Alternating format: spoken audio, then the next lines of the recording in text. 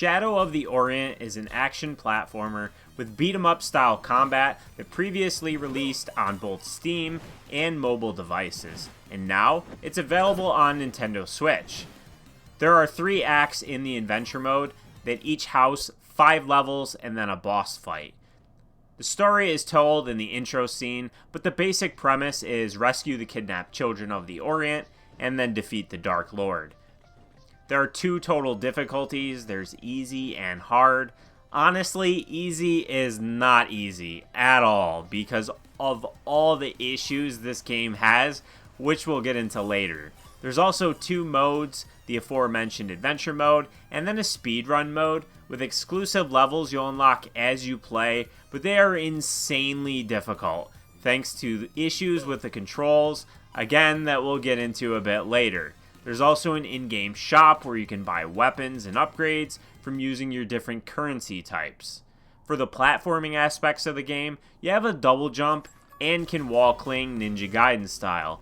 There are upgrades from the shop that will allow you to bounce off enemies and also dash dodge around or through enemies, but these are pretty pricey to acquire.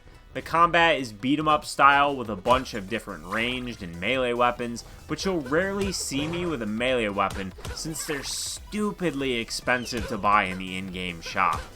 You can easily switch between melee and ranged weapons at the press of a button when you have a ranged weapon, which are pickups during levels and have limited ammo. And if you happen to meet your demise in this game, which will happen pretty frequently, you'll lose your ranged weapons. So it's better to be willy-nilly with them than to try and conserve them and take hits in the process. There's also hearts that replenish a hit point and a flame invincibility power-up that you'll find occasionally.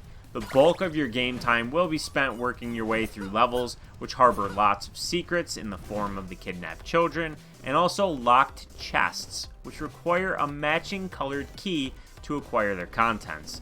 The level design, for the most part, is actually pretty good. It's just the right amount of linear, but also allows for branching paths and exploration. There's a fairly decent amount of variety as well in the enemies you'll encounter, and learning how to attack each one while minimizing the damage you'll take is pretty important for your survivability. The boss fights were alright, nothing special, but not bad either. Now that leads us to the laundry list of problems the game has.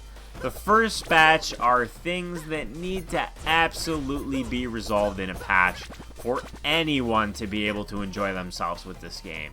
And our proof, they didn't properly test this port because they should not exist. Then the second set of my gripes will be balancing and design issues that should be universal across all versions of the game. Now, first and foremost, you might have already noticed it, but the frame rate's pretty low at times, and I think as a whole, the Switch version is running at 30 FPS, which is already slower than the target of 60 FPS the game was designed for.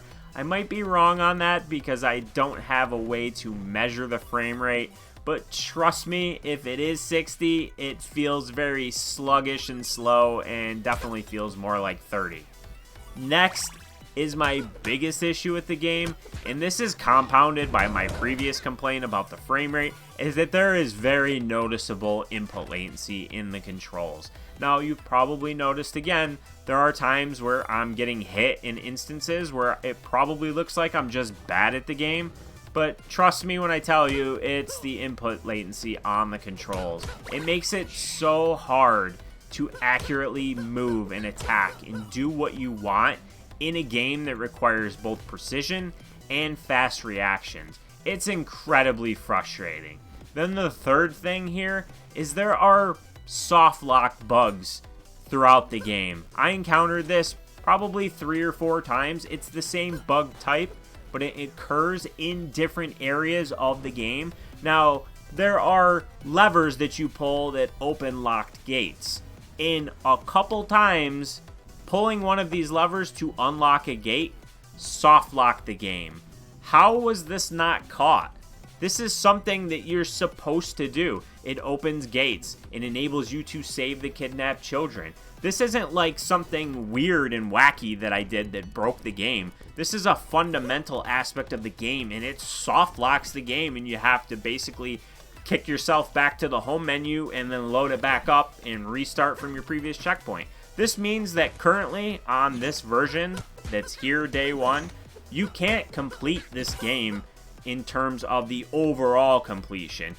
None of them were game breaking from my experience, but you're gonna come up to areas where you can't save a kidnapped kid or get one of the chests because the lever soft locks the game. How'd you miss this? How? Frustrating. Okay, then the next thing is contact damage is stupid because it's a brawler and you'll take a lot of hits attempting to take out an enemy. Now again, this is compounded by the low frame rate and the poor controls. You have to get just close enough to hit enemies, but not close enough where you touch them. Now this is obviously a balancing and design thing and not a bug, but I don't understand why this was a choice. And yes, there are weapons that are long range, and you haven't seen me use them very often, and that's because of my next complaint. These shop items cost way too much. I barely had any of the upgrades towards the end of the game, and I was very thorough with my exploration. This might be kind of a lost in translation type of thing because this was on mobile. Maybe you had to spend real money to acquire these things, and then when they transferred them over to a console experience, they didn't properly balance how much they should actually cost. But they cost way too much. Unless you're willing to grind for gems, it's very unlikely you're going to have a lot of the possible items from the shop at your disposal, even when you get to the end of the game. That's just dumb. Next, with the checkpoints, they really should refill your health, or at least half of your health. I often found myself just offing myself if I had one hit point left when I reached a checkpoint, so that I would respawn with full health. I shouldn't have to do this. Yes, you have infinite lives, but what are we doing here? What kind of balancing is this? I know that's a lot of complaints and it's a lot to unpack, but all of these things are noteworthy because they completely ruined this game for me.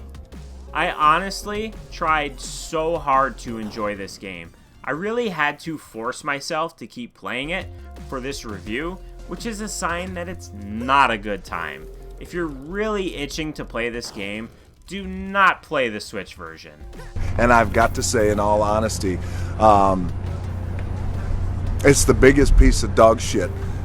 If by some miracle they patch and fix the issues, then I'll try to post a pinned comment below so you'll know.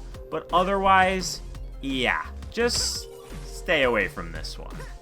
I appreciate you watching this review and hope you found it helpful. If you did, make sure to smash that like button. Comment below if you have any questions, or hey, let me know if you played this on a different platform and if any of these issues were present there, because I've only played the Switch version, and as much as I wanted to like this game, it simply did not allow me to do so. Subscribe if you haven't done so already, and as always, I appreciate you watching, and I'll see you next time.